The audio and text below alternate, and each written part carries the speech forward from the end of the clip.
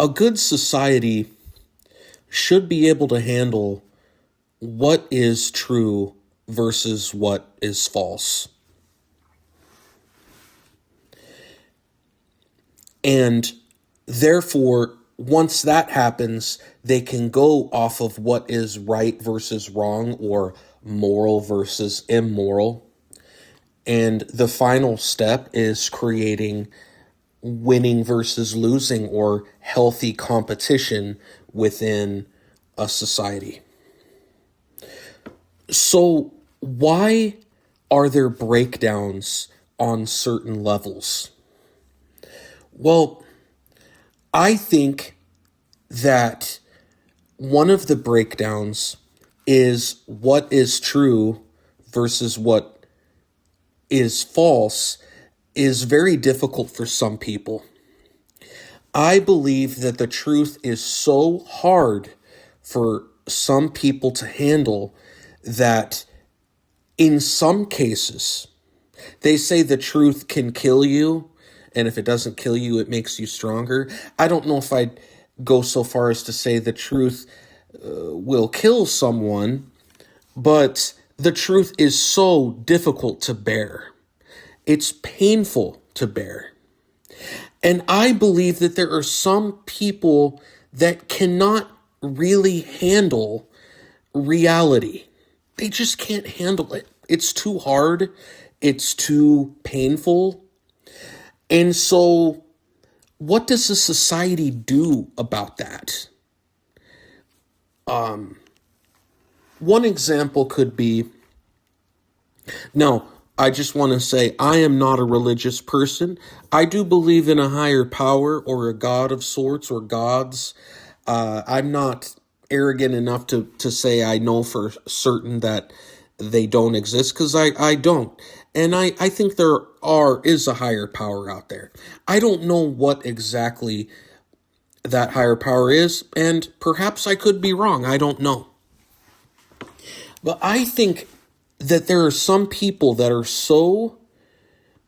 they cannot handle the reality that this life could be it. This life is our gift. It's the one chance we have to make a mark. Maybe in the grand scheme of time and the universe, etc., things will make sense, but there isn't the level of continuity that they would want. So sometimes spirituality and religions are formed. Can you imagine if you're in a society where, let's say, a very beloved person in the society died tragically, and you have all these people, children, adults, they just can't handle it.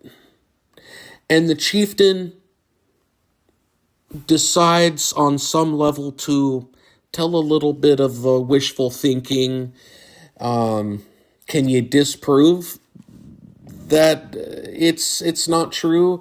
You can't. So he creates a story about how you will see your loved one again. And it alleviates the pain of realizing that the tribe may never see that person again.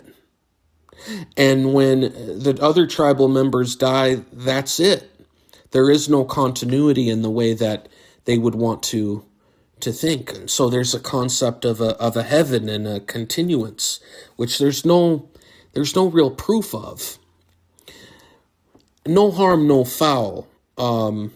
In some cases, if it helps people who have a hard time handling reality and the truth to give them comfort, that wishful thinking potential lie could create society to function.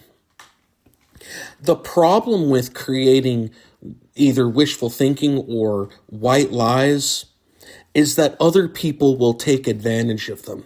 Let's say, for example, the original chieftain dies and a new chieftain comes in and he says, man, I really like the way that one young lady looks over there. And he goes over and tries to talk to her and she's not interested. And then the chieftain starts to think to himself, what can I do to get this young woman to like me? She doesn't like me. And he starts to think, well, everyone believes that they're going to see this loved one again. What if I make a certain set of conditions where unless certain people behave in a certain way, then they won't see that loved one again? What if I say that I'm the mouthpiece for God and that God speaks through me and people have to do what I say and what I say is law? It's not too far of a logical leap to see where I'm going with that. He could say to this young lady, God told me you are to be my wife. And if you don't listen, well, you are not promised to see your loved one again. It's a very dastardly thing. But if you look at a lot of, not just any one particular religion, there are religions that do things like that. And because fibs are told, lies are told, and mixed in with people not being able to handle reality, it creates a society that is unstable in terms of what is true and what is not. It creates a culture based off of things that cannot be proved. Now, I'm not saying that every chieftain or every religious leader will use things to their advantage, but I have seen enough over the course of my lifetime where there are others that do. So there is a mix between people that can't handle reality and they need to be given, they either need to have someone take over the burden of reality for them, or they need to be able to be told a lie. And the lie will keep them going. And on the flip side, people that really want to win, they can work within people's not wanting to take responsibility in order to create an outcome that is good for themselves. So one can see how at the very, very basic levels of society, truth versus falsehood can be completely perverted.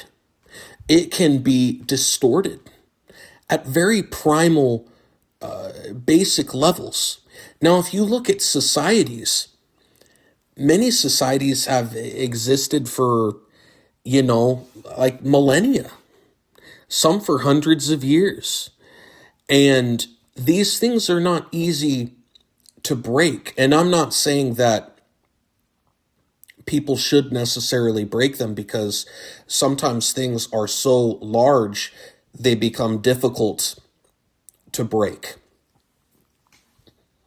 But what I am saying is that one thing that can start is where families can create what is true or what is not true in their own families, or a person individually can create what is true or not true in their own selves, despite what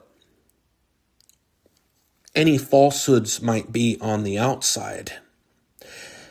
Society today, as it exists, is a combination of truths and falsehoods.